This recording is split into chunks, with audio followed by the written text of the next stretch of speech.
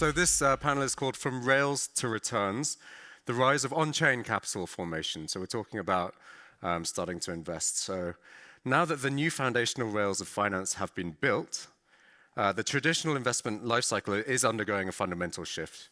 Stablecoins, tokenized products, and new issuance platforms are transforming how capital is being raised and distributed and deployed across markets. So who stands to lead in this redefined capital formation landscape? There's the blurb. We have a star-studded panel, as Antony mentioned. So Anton Katz was co-founder and CEO of Talos, one of the global leaders in institutional digital asset trading infrastructure. Lily Liu, president of the Solana Foundation, representing one of the fastest and most innovative global blockchains. Next to me is Alex Manson, head of Standard Chartered Ventures, bringing the perspective of a major global bank at the forefront of digital asset innovation. And at the end, Denelle, Dixon, CEO of the Stellar Development Foundation, one of the industry's longest-standing blockchain networks, focused on real-world payments, asset issuance, and global financial access.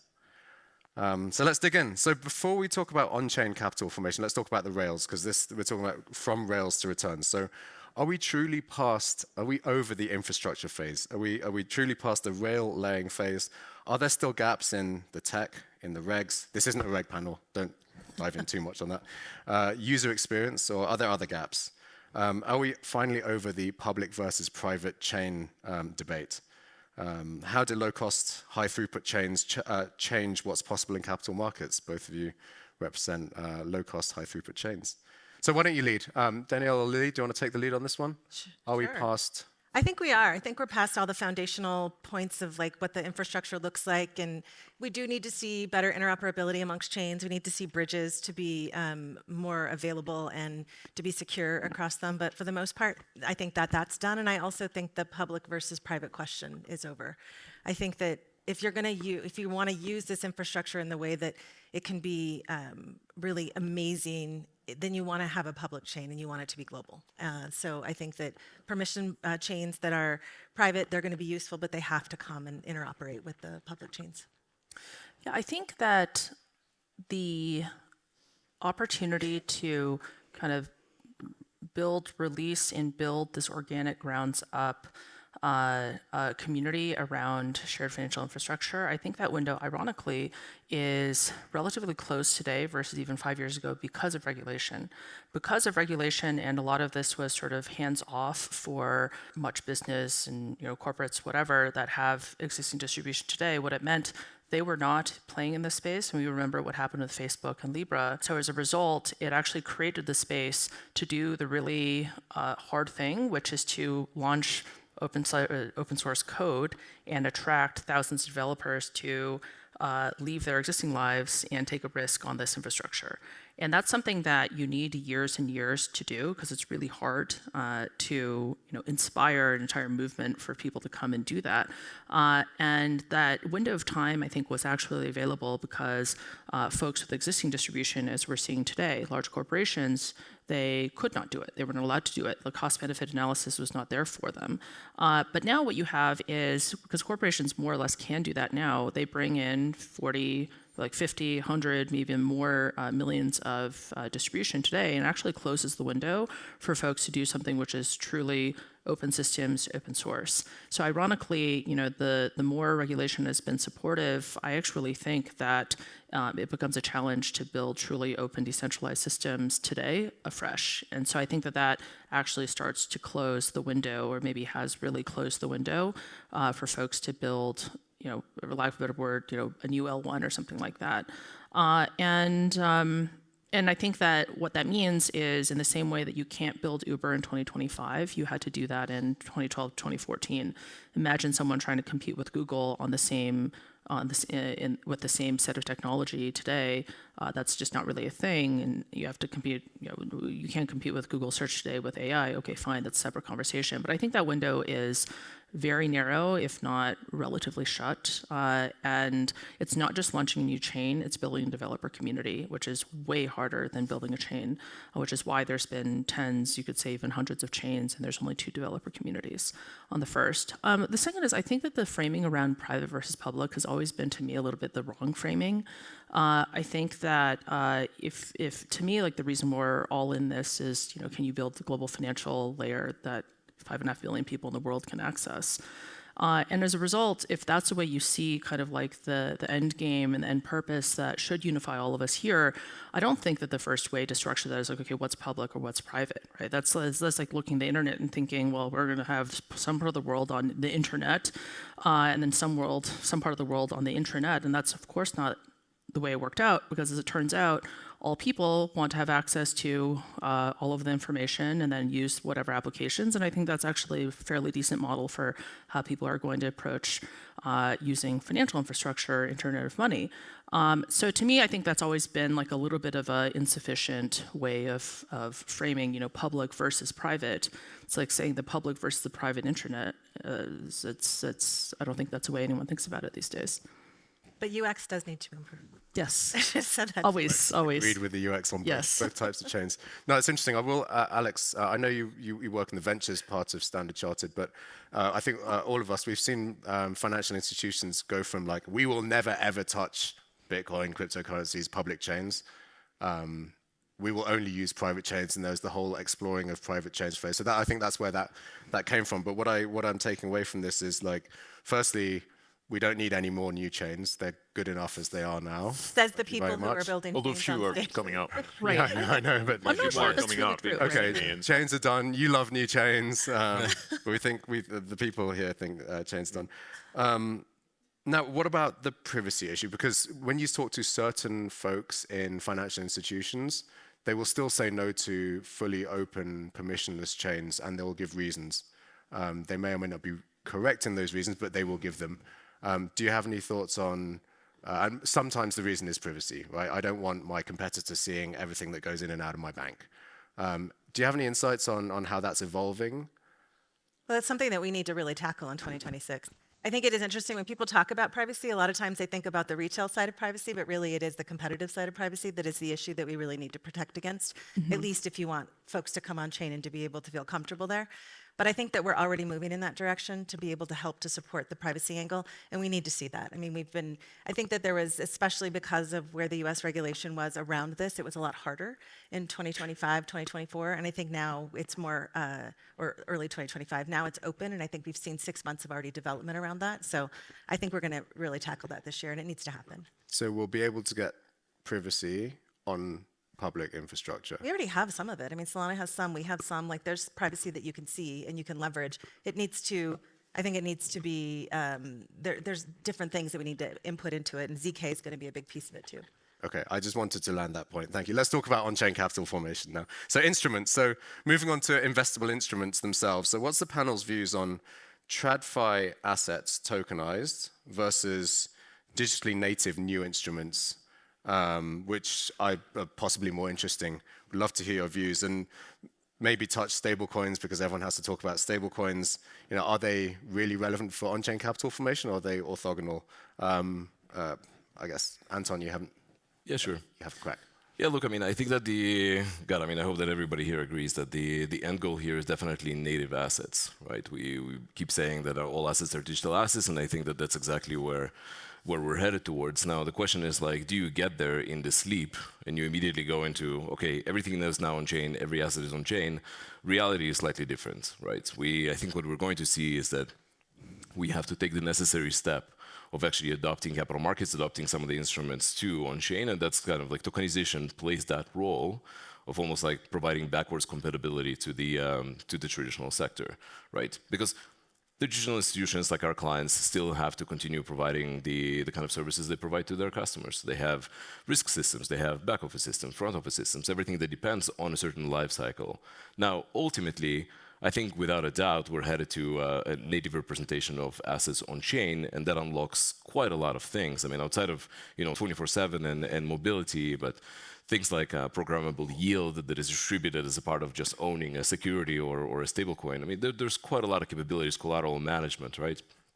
But I think there's a necessary step in between. So ultimately, I think there's going to be a collision of those two, and we're not going to be talking about like, hey, is this tokenized or is this native on chain? I think it's going to go to native on chain. And just a word on stablecoins, there's quite a lot of people that think about stablecoins as something completely orthogonal and think about like as a different species and a different use case.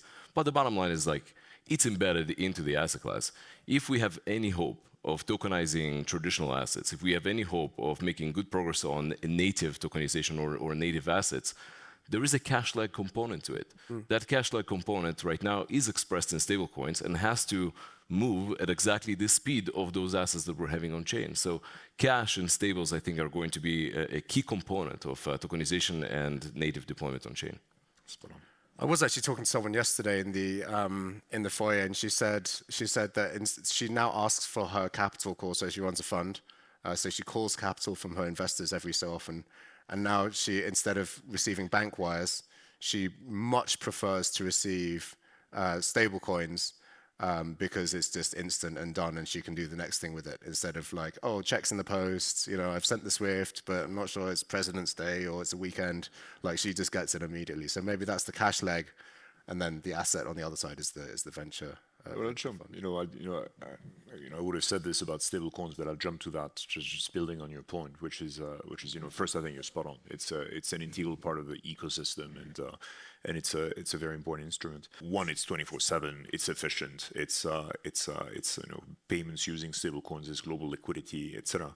There's a number of use cases where, by the way, it has to be done. You're thinking you have an old tanker stuck in the port of Singapore on a Sunday morning and you want to settle that. This isn't going to happen on RTGS or SWIFT. Stablecoins is the way to do it. Just as one of the obvious use cases. Generally speaking, though, to your point about cash, the bridge is equally critical, and the ability to operate across fiat and stables and digital assets and move assets efficiently on chain is critical.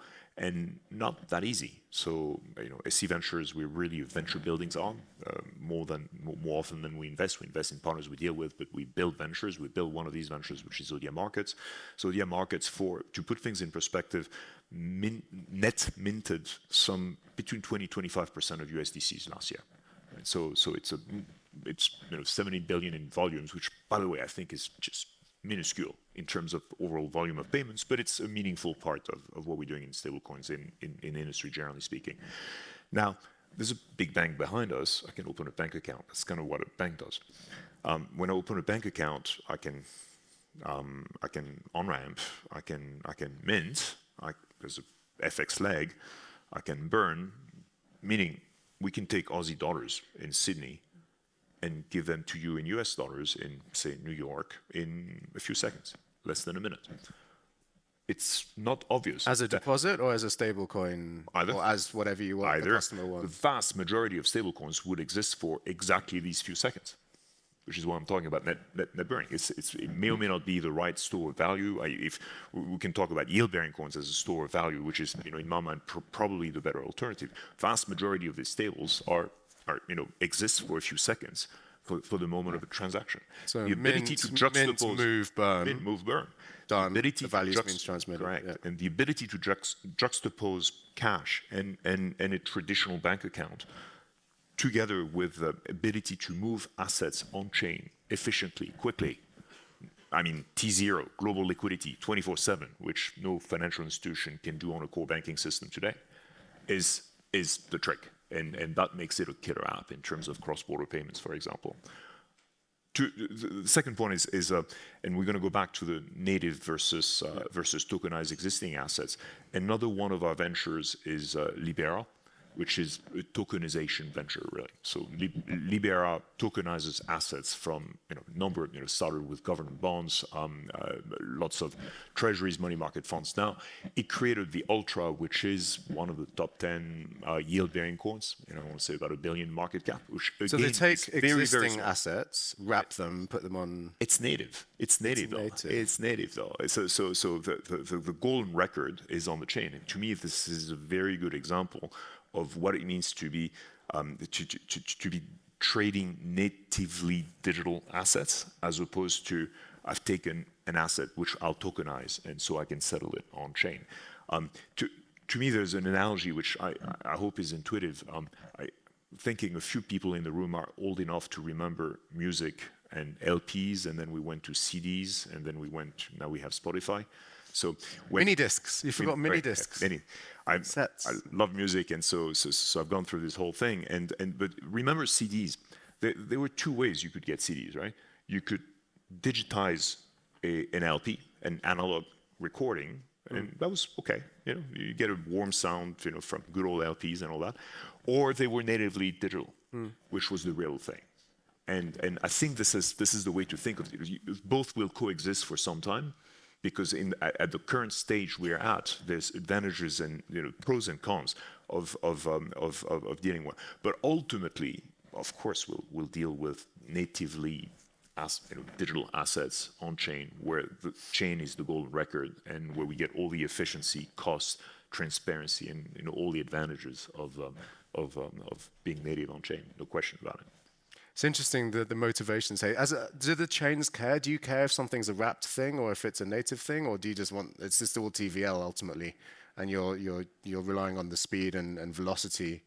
Yeah, I think that certainly native is always preferred, but then that's just not technically possible in many circumstances. If you're talking about crypto native assets, then definitionally they're bridged, they're not native. I think that when it comes to RWAs, then they should be native, and I think that's just naturally where people are going to trend. If there is real demand, real usage, then the issuer will always want to issue that natively. Why would you ask people to take on incremental risk with additional layers of smart contracts, or whatever it might be? It actually just makes it a less good product, right? So the only reason you would incur that is if you thought that the incremental investment was not worth the additional adoption you were going to get in that environment. But as the cost of doing these deployments comes down, as that will naturally become the case with more sophisticated institutional infrastructure, custodians, tokenization platforms, and the KYC layers and all this, I think is not actually really great UX today, to be honest. And as that becomes more fluid, then I think that people always tend towards native assets. Can I pick up on important word you just said, custodian, right? So in the context, wrapping is a great bridge. Custodian fails, the token fails. Right. I think that's a progression. Institutional grade custody is going to be obviously critical, and we need this in the digital assets infrastructure. I think it's a progression. You're going to see. I mean, everybody talks about securities, and you see some that are not natively issued and some that are. And I think ultimately it just makes sense from an issuer standpoint to have them all natively issued at some point. Like that just makes so much sense. From the issuer standpoint, from the cost, from the removal of different entities in the middle, it just makes sense. It's just going to take time. So I think, obviously, I think I prefer the native issuance. I think it's cleaner, it's easier, it's using the blockchain in the way the blockchain was intended. So that is the best, but you have to wait for everybody to catch up. And I think that we're getting there. Key lies in the demand side, right? Because it's the investors who are driving the, hey, I want this to be on chain, or I want this to be, the usual way that I'm used to. Because you can print as many digital assets natively as you want, but if there's no one yeah, but I'm not sure that investors who want to hold a piece of Apple stock, for example, I don't know that all of them are going to care whether it's natively issued or whether it's wrapped.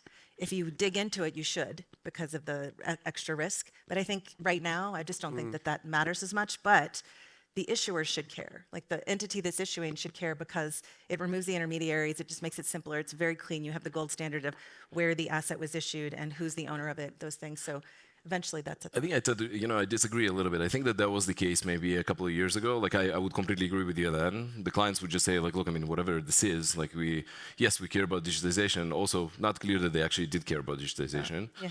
But everybody wanted to say it. I think this year especially, in 2025, we've seen with some of our largest customers, and those are some of the largest institutions in the world, that they are, first of all, they're savvy enough to understand the return on having a native asset, and they know that that's exactly where they're driving. And it's one thing when you have a service provider saying like, hey, we want to digitize this stuff and we want to tokenize this, and it's not, to Anthony's point, it's not going to go anywhere. Like we as service providers, I mean, we can have an opinion, but ultimately there's a go-to-market strategy. There has to be a client demand. This is the first time I think that we're actually seeing client demand that's pushing firmly towards native. And that's exactly, I think, what moves the needle. That's what changes. Yeah. But the investor, it's got to make commercial sense. Like, if you can tell me it's cheaper or better or faster to do the on-chain version, I'll have to invest in all the infrastructure we talked about and like figure out operationally how I manage that. But that's my driver. I think the pendulum and sort of the narrative will always swing between, max decentralization and then, more. I think we're swinging back as an industry into more like, well, let's just be more efficient about things. And if there's a little bit of trade-off of, I'm not even sure the right way to characterize that holistically as centralization, but there is more of that happening. First-party activity, we saw that with Polygon acquiring a couple of, okay, well, we're just going to go build those rails ourselves. And so I think that's kind of the trend that will last for 18 to 24 months. But I think the way that people talk about users don't care about decentralization, so therefore, ergo, it doesn't matter. That is like you can say the first in the same way that users don't think about when I use a mobile app, I don't go and diligence whether they are using AWS or Google Cloud or something else. That's true, but that doesn't mean that it doesn't matter. And so I think like the former comment, therefore being used to rationalize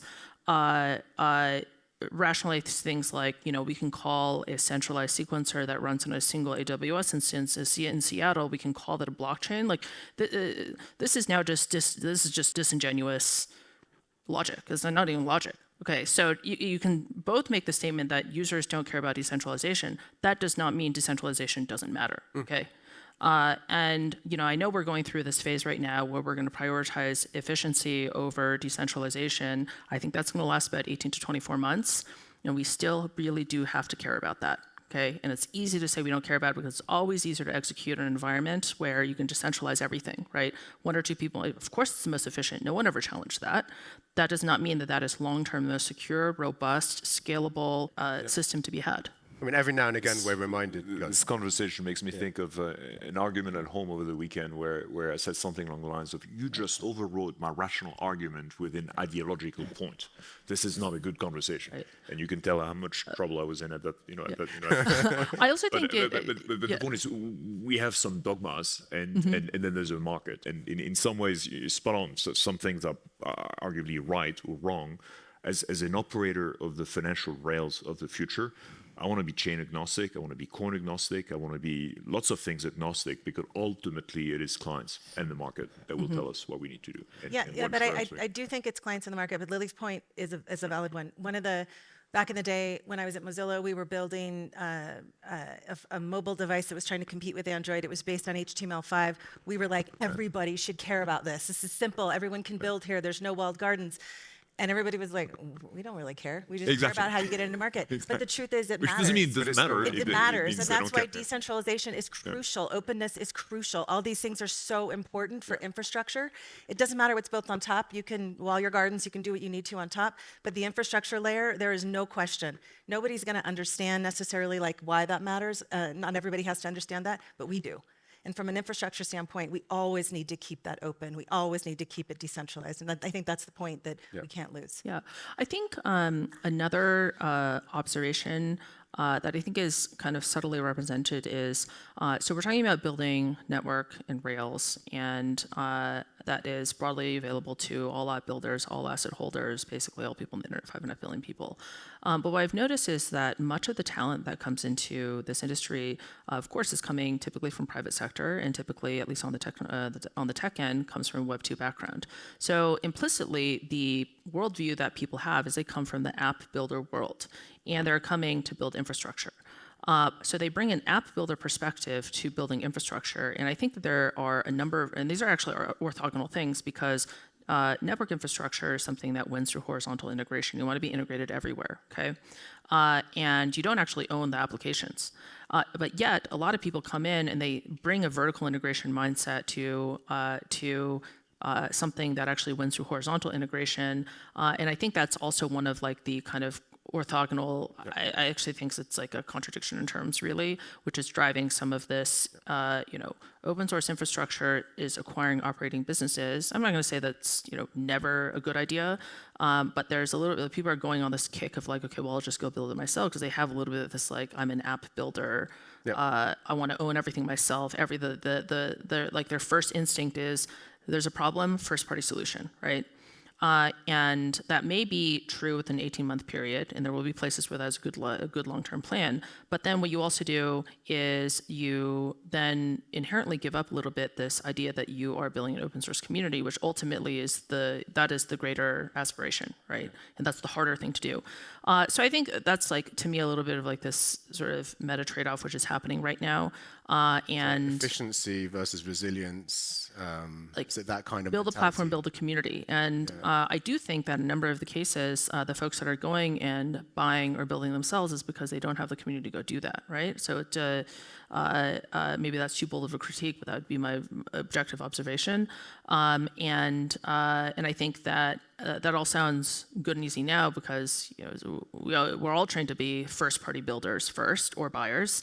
But I think over time, like 18, 24 months from now, we're gonna be like, oh yeah, decentralization matters, right? If you look at all the people that are dumping their DAOs, which was, I don't pretend that DAOs are, a perfect solution for actually governing really anything, but there are some nuggets of wisdom in there, but everyone's like, yeah, DAOs, they just don't work. Like, let's go back to centralized decision-making because it's more efficient. That is also true. We're gonna have to find a middle ground. I think we're gonna explore that over the next 18 months. Yeah, no, every now and again we're reminded that we all want efficiency and centralization, but when Cloudflare goes down and the internet stops working... Correct, then your single server blockchain also goes down. Or your single sequencer stops working, then maybe you want a blockchain. Okay, we've got to move on. Access. So we talked about Rails, thank you. We talked about the instruments themselves, so now let's talk about access, investor access. We saw the ICO, I think everyone here was around during the ICO boom in 2017, which was characterized by a plethora of projects tapping into a global pool of retail investors. So that showed how blockchains could financially connect any project anywhere in the world to any investor anywhere in the world. And it showed how quickly and how easily capital could actually flow towards projects. Some people saw this as a regulatory arb. Since then, regulators and legislation have entered the room. Will this bring us back to square one once the regulators catch up and the legislation comes through? Are we going to go back to the bad old days, or will we end up in some better middle ground? So bringing the whole conversation together, Rails instruments and now access. What are your thoughts on that? Do we go back to like big silos and no one can buy anything because the regulators have made sure that everyone's KYC'd? And I doubt it. I researched it. Is there a better future? No, I mean, then what's the point? Well, then what exactly are we building then? I think that there's a wonderful book called What Technology Wants, and it's basically saying like, hey, there's a direction. It's moving in that direction. Now, there might be milestones, and might be some barriers, and might be some bumps along the way. And yes, I mean, even regulation. Whenever we talk about regulation, that's a regional thing. What's happening here is global. Like ICOs, there's quite a lot of negative things about ICOs for sure, but what it proved that, you have the interest of the public to do capital formation, instantaneous, on a global way, software-driven, like all these things that was such a good proof. Now, it wasn't done right, I would say. And lots of people lost a lot of money, right? So that's when they will go like, regulators, help, protect us. And some regulators come in and go, okay, here's some rules. The real job of the regulator here is to say like, hey, this is a great idea. This is clearly something that should work, and there's demand for it, and we are up for global markets. Financial markets are global markets. Now, the question is, how do you protect this? How do you mature this? And that's the hope, right? Now, is that actually going to happen in the immediate term? That's kind of like the big question. I think that there's a lot of different considerations from regulation. 2017, first I hate to say I told you so. It's not particularly helpful, and it's after the fact, but there's an element of that. And then second, I hate to see early adopters get hurt, and a lot of early adopters, innovators got hurt, which is not nice. But the reality is told you so. I think Yuval on this panel, yesterday said he didn't build his thing, thinking regulations must happen so this works. In the same way, we didn't build Zodia or Libera thinking regulation must happen. We built it thinking clients want it. So can you remind people what Zodia is? Some of our ventures, Zodia is an institutional-grade custodian, Zodia Custody, for digital assets, and Zodia Markets is a trading platform, which is the stablecoin payment engine that I was also describing. Libera is a tokenization platform. And so we built all these ventures in another 30 or so, thinking, one, clients want it, and two, we're going to apply basic common sense and ethics and rules of conduct of business that makes sense so people don't get hurt.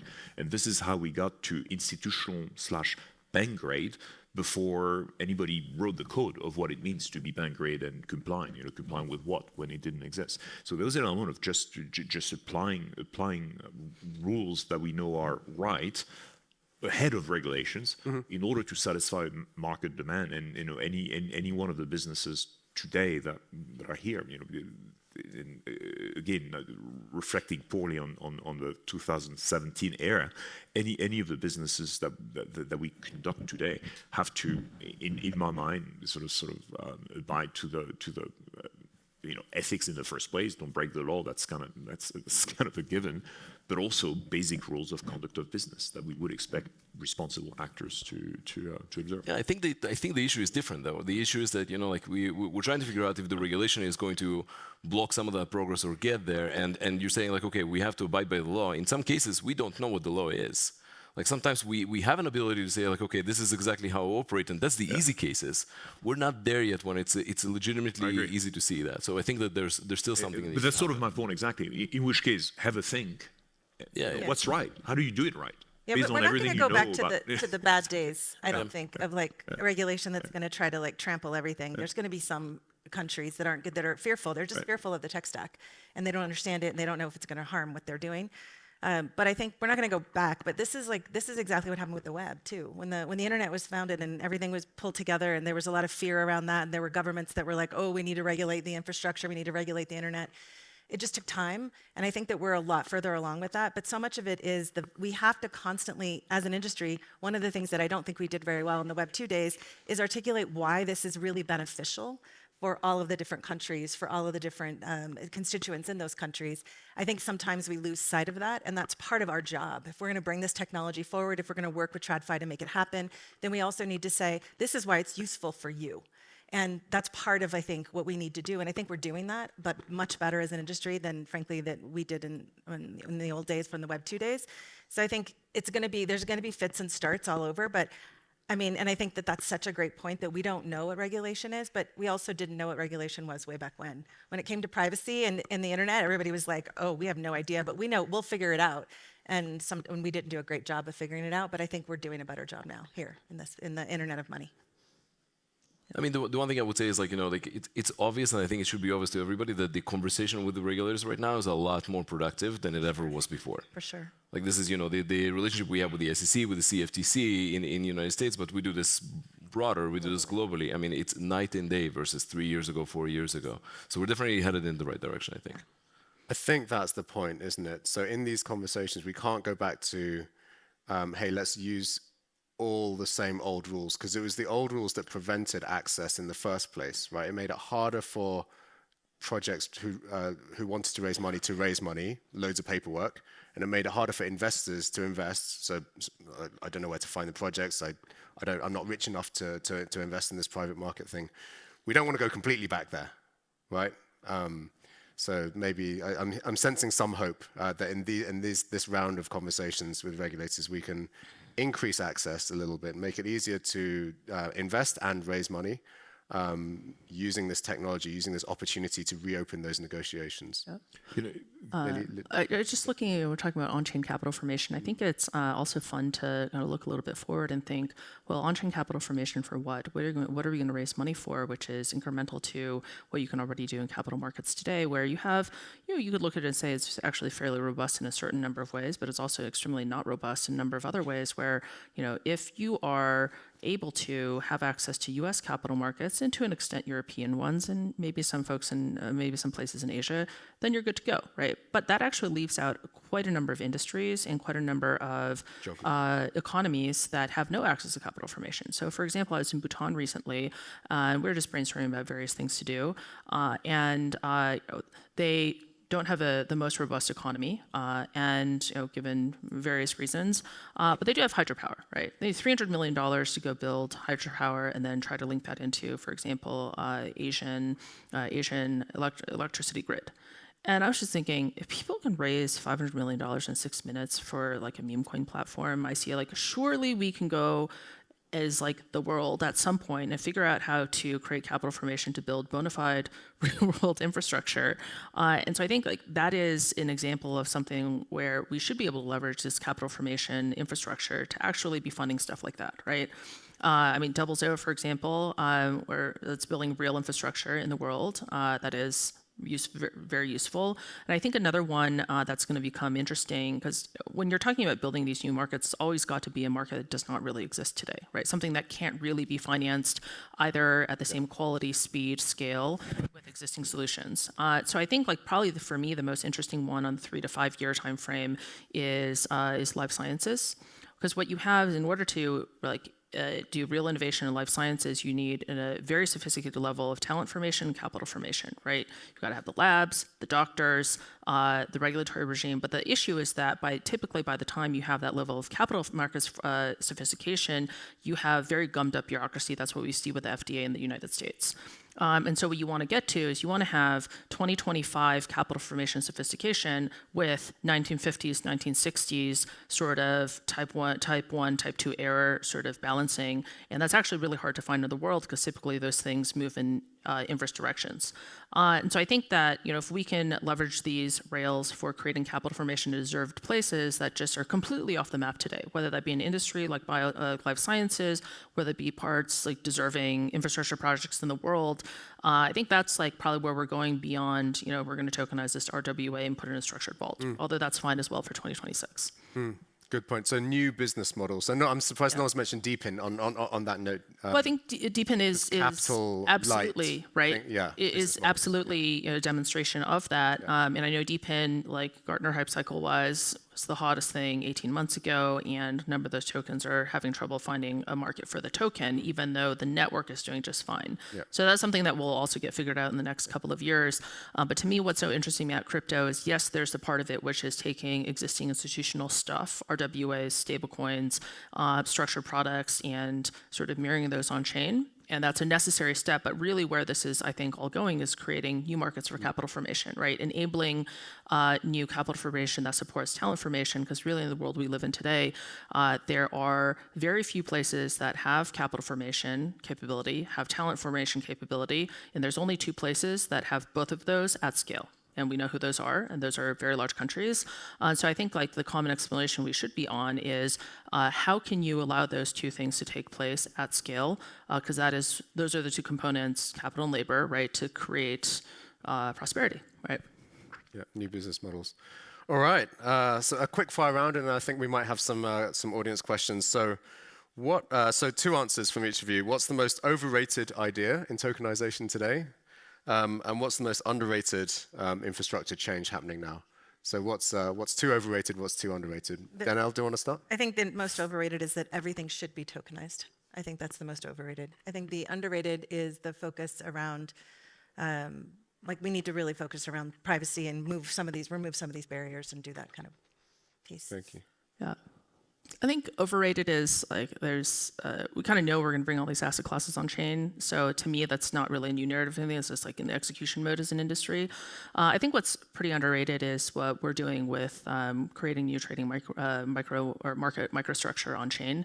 And so for a long time, it's kind of been either AMM or cloud maker and taker, and we've combined that. And I think that is it's a really breakthrough in terms of actually being able to do performant trading on chain. So DeFi primitives. Well, like the whole prop AMM and then cloud taker type of model, because that is like the adjustment for the fact that when you have decentralized network, you can never compete with centralized, right? Centralized infrastructure from a latency perspective. Thanks, Lily. Anton? Yeah, I don't know. For me, it's I think the most overrated stuff is it's kind of different. I don't think about all assets whether they belong or not. I mean, we'll see. The market will tell. But I do think it's when people think that blockchain is the technology for everything.